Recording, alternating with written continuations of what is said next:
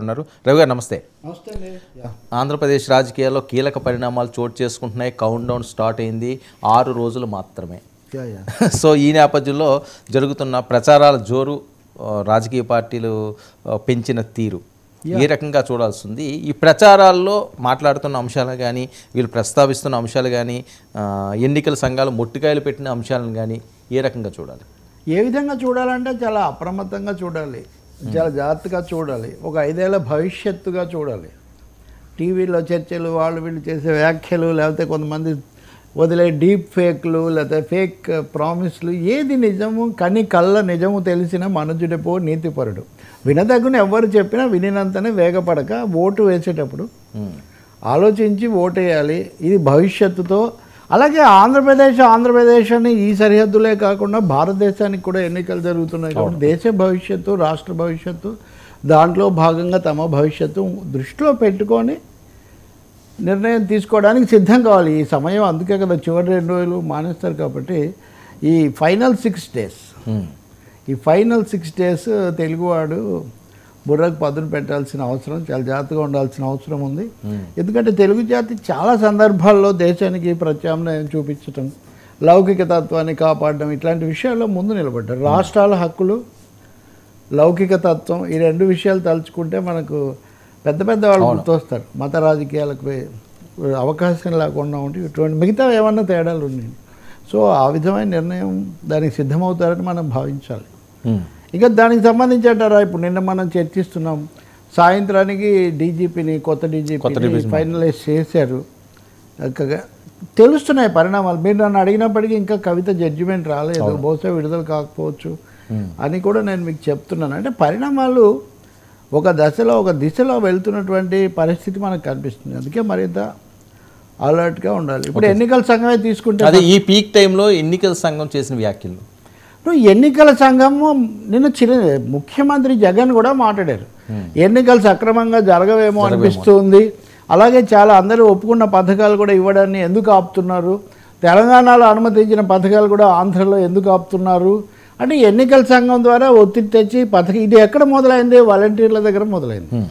వాలంటీర్ల విషయంలో 2 వైపులా జరిగినటువంటి రాజకీయ ఘర్షణలో చివరికి పెన్షన్లు ఆలస్యం అవడం ఇట్లాంటి వాడికి దారితీసింది.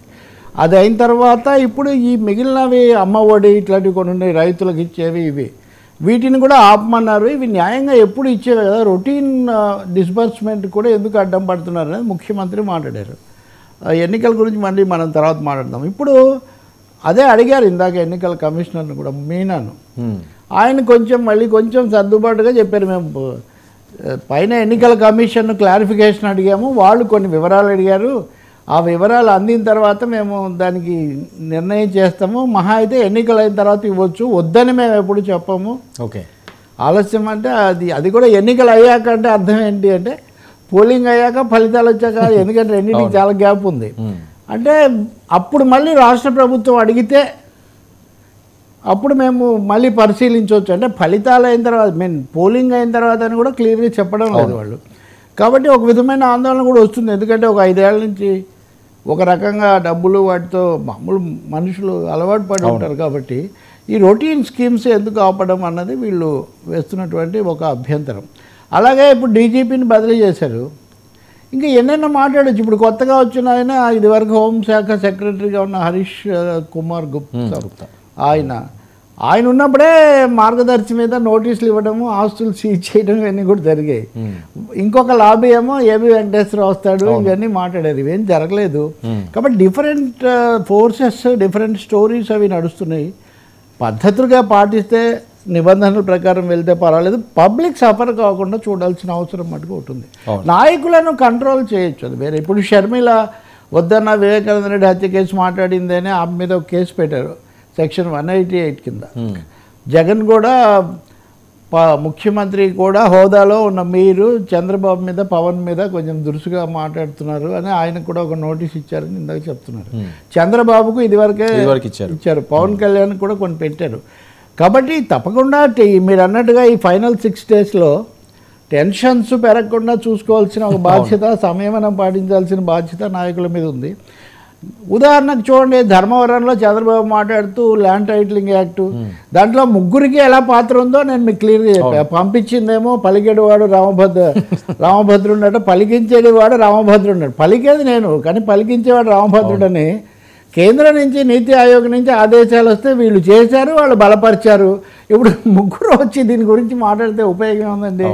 దీన్ని ఇక్కడ ఆపకుండా ఇది ఎవరు ఇచ్చారు, మీ అమ్మ మొగుడు ఇచ్చాడా, మీ అమ్మమ్మ ఇచ్చాడా, ఎందుకు ఇవన్నీ కూడా మాట్లాడటం? ఆ స్థాయిలో ఉన్న వాళ్ళు మాట్లాడకూడదు కదా.